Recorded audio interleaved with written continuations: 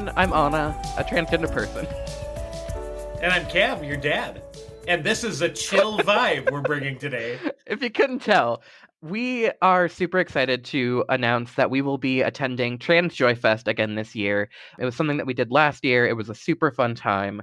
If you are anywhere... Oh, it was a blast. If you're anywhere that can get to Duluth, Minnesota, June 10, come down, hang out. It's going to be great. But we are actually here today with the co-founder and chair of Trans Northland and the founder of Trans Joy Fest, Sean Hayes. You might recognize that name. And a former guest on our podcast. I think our second guest, actually, come to reflect on it. I think so too. I think it was Andre and then Sean. Yep, and then Sean. Yeah. Woohoo! So excited to be back. Such a good friend to us all these years. So I'm so excited to have you back on the podcast. So let's get started with a couple of questions we have prepared here. Starting off, what does trans joy mean to you, Sean?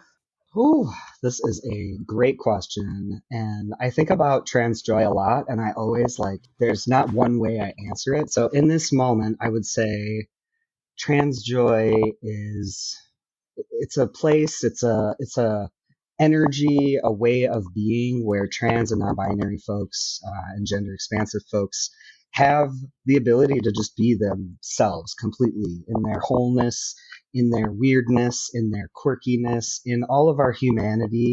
Trans joy is getting to experience that on the daily basis and enjoying our lives and not having to worry about all of the things that we're constantly worrying about in our life, in our community, violence happening. And it's just for me, it's like a breath of fresh air. It reconnects me to hope, that there is hope, that there are good things in this world. And I just think more trans folks need to be able to celebrate trans joy all the time, as much as possible. I love that answer. And and I think every time that we have a board meeting with Trans Northland or any sort of meeting, every time that we have a planning meeting for Trans Joy Fest, you always start it off with, I want to know names, pronouns, and something that brings you joy today. And I think that that's a wonderful thing that encapsulates the whole premise and idea of what we're trying to do here. Yeah, so definitely. I know I always worry about if that's annoying to people. It's the same question every time. And I think it's so important for us to continue to remind ourselves and to reconnect and remember that there are a lot of really joyful moments that we get to experience. And to just bring those to the light. And it just adds to other folks' joy as well, hearing the stories. And I love it. Well, it's the same reason why Anna chose to end every single episode with the idea of a gender euphoria, because what we're trying to do is reverse the narrative that this is all about the struggle and this is all about the hard things. And we're trying to make this a really peaceful and wonderful and thoughtful experience for every single person in their transition. And so that also leads me to say, one thing that I found about Trans Joy Fest is it is a safe place for anyone from any gender identity to be themselves. And so that felt really powerful to me. But can you tell us really what is Trans Joy Fest? Yeah, so Trans Joy Fest is a special thing for me because it was 2 years ago, almost to the day, when our community lost, and I lost a very dear friend and advocate, our dear friend Evan Adams. He died by suicide, and it was a year from his death that I happened to have gone down. So that's a place that I go to sort of connect with him and remember him. And I was walking through the park where we hosted the event, Gitchio Day Akin Park in downtown Duluth. And I was thinking about my grief and thinking about missing him. And then it's like I can hear his voice almost in my head saying, hey, bro, it's okay to be sad, but also there's a lot of joy here too. And so I had this moment where I just really strongly felt like he was sort of inspiring me. And these 3 words came into my mind at that time, and it was Trans Joy Fest. And I remember thinking, would I call something like that? And I kind of went back and forth, and I was like, I don't love the name. And then it just kept coming back to me. And I thought, oh, this is him again. Just be like, bro, it's Trans Joy Fest. Go with it. I told you the first time. Keep it simple. Oh my gosh, my perfectionist nature. What's the best, But yeah, it kept coming back as Trans Joy Fest, and it was just such a beautiful thing, because I think that is how he spent much of his life working in community, was helping folks not only survive, but helping them like find joy in their life and find connection with community and friends and safe people. And so, yeah, I think he would love to be a part of something like this. And I think that he looks down or from wherever he is and is really pumped about the second annual Trans Joy Fest coming up. Because it was just such a success the first time around. People loved it.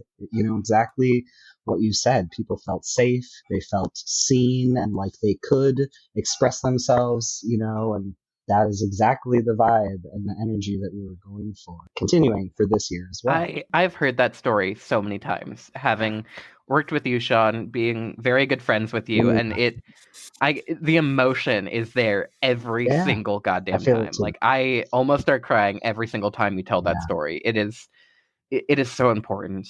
It is so important. Yeah.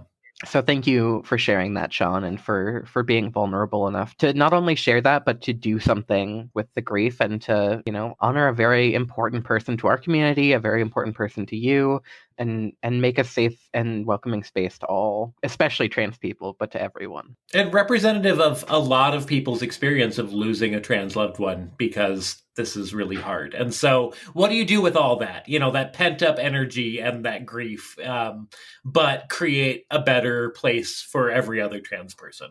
That's right. Yeah. And I think that's, you know, what we all think about as folks who work in and through community. It's like, how do we make things better? How can we bring well-being, healing, caring, you know, into community, because our folks are struggling so much. And so I fully support that. And I think we're all on the same page there. You know, this entire event is designed to uplift people and to honor the trans people who we have lost to things like suicide or violence. What is one thing that you would like people to think about when they attend this event? You know, do you want them to think of Evan? Do you want them to think of the trans people in their life? This is good. I would say definitely it's not about thinking about me or thinking about Evan, even for those of us who knew and loved him and still love him. You know, it's a special thing for us. And the idea always was bigger than just him. You know, and I think that that's really how he lived his life. Like the community, the youth, especially queer and trans and two-spirit youth that he worked with, like knowing that they would have this space to go to, I think would really overjoy him. And so, for our trans and non-binary and gender expansive folks, like come down and have a blast and live your best life for this day, you know, surrounded by people who love you and see you and value you. And for folks, you know, I think who are allies or who are in the larger, you know, LG, come down and see the brilliance and the beauty and the celebration that we're going to be having, where we're celebrating trans people and all of us, you know, not just our trans identities, but, you know, we're showcasing people's talents. And that was really a big part of that too. You know, we wanted to be able to highlight and show our trans business owners and have them in our vendor fair. We want to see our trans drag performers and authors and life coaches and all of the cool, amazing things that our folks are doing in community. And that's what's going to be happening too. So you can come down, you can see all of us in our glory. You can donate to Trans Northland, you know, so that we can continue putting on this amazing event, as well as the other community events that we plan throughout the year. And just maybe think about what cis privilege you may be occupying. How could you possibly move that dial a little further for trans rights, for the people who are trans in your life? You may not know them personally, but you're going to see a lot of us at this day. And so, you know, just that reflection of what can you be doing as an ally with the power and the privilege that you have in our society, especially now when things are turbulent and violent for our community, and it is expanding, you know, into the larger queer community as well with these attacks. So I think let's all come together and love each other and then take care of each other through these hard times. It means so much. I mean, I just think I think so much about, again, being that cis person at this event and watching and learning and experiencing the amazing performers and entrepreneurs and people who are running businesses and are trans, and adding a layer of hardship to their day-to-day experience, and they are still creating, and they're having these amazing businesses, and they're doing so much in the world that I just it's such a cool celebration of what it means to have this trans experience in our community. And the fact that Duluth, being the size that we are, can host an event with this much going on really is super powerful, and says a lot for our idea that Duluth and Minnesota in general is really a safe and welcoming place for trans people to be. Yeah, I would absolutely second all of that. And also say, speaking a little bit from having worked on this on the planning committee and with Trans Northland, like we are taking all of the steps necessary. We talked a lot about the violence against the trans community, and we're making sure that everyone who's going to attend will be safe, and also that we will have plenty of vendors there who are trans and non-binary and gender expansive, because we want to showcase all of those people, and make sure that all the trans voices are being heard. So we have listeners all over the world, and I think there are a lot of people listening who are really community minded and would love to replicate this concept in their own communities. So if someone wanted to start Trans Joy Fest Amsterdam, or wherever this might exist, where would you suggest that they start, Sean? Ooh, that would be cool. I would say, gosh, talk to your people. Connect with your community. Who are you connected with? Are you already doing work with the trans community? If you're an ally, or if you're in our community, do you know other trans and non-binary people in your community? Because band together, it takes a lot of folks with a lot of different skills and talents to put on an event like this. And last year, it was very quickly planned because I was inspired, and then we were like, oh, we have like a month where we can plan this. And this year it has been a very different experience, a really beautiful experience, I think, because there are, probably like between 20 and 25 folks who are involved this year, as compared to last year where there were like maybe two of us main planners and a couple of volunteers.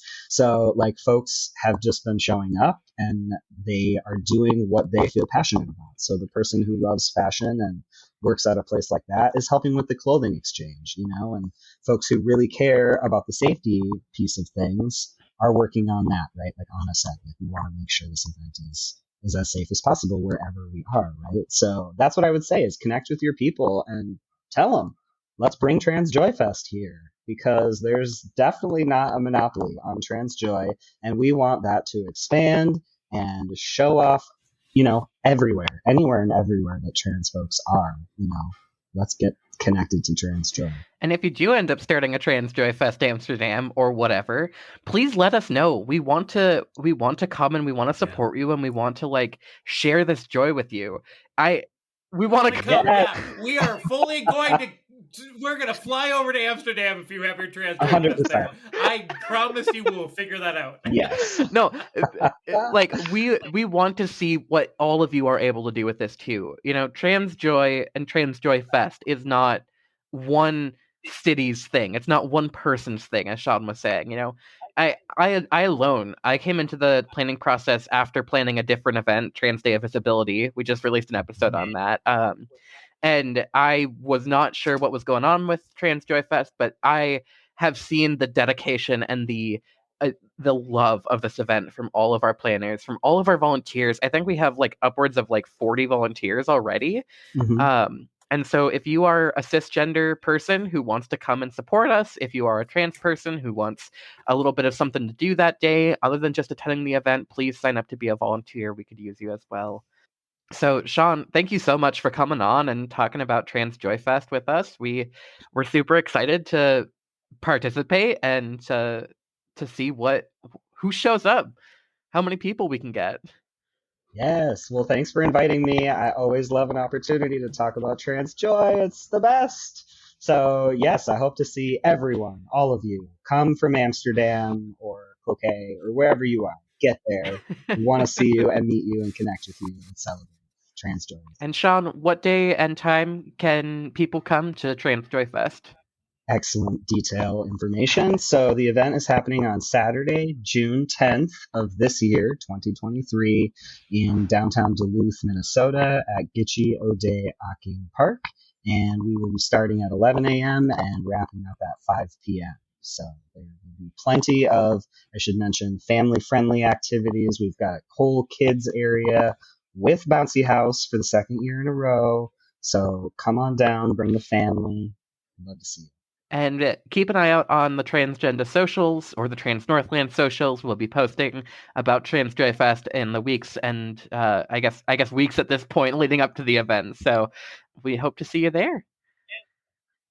Yeah. And thanks for listening to this advertisement for Trans Joy Fest. I've been Cam. I've been Anna. And this has been The Transgender.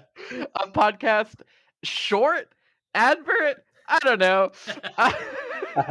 Talking about Trans Joy Fest. Absolutely. Thank you, everyone. Hey, and we love you all. We do love you. Yes, we love you all. I do. Cam does. Sean does. Yes. We just all do. We all love you. All the love.